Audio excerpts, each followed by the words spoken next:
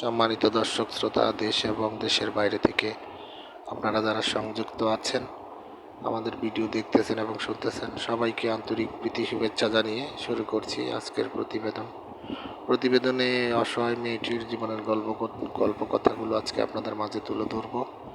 আপুটি কেন এসেছে প্রতিবেদনে বিস্তারিত আলোচনা থাকছে। আপুটি দেখতে খুবই চমৎকার। ওনার বয়স 18, উচ্চতা 5 ফুট 1 ইঞ্চি। ওনার পরিবারে ওনার বাবা মা নেই, নানির কাছে থাকে।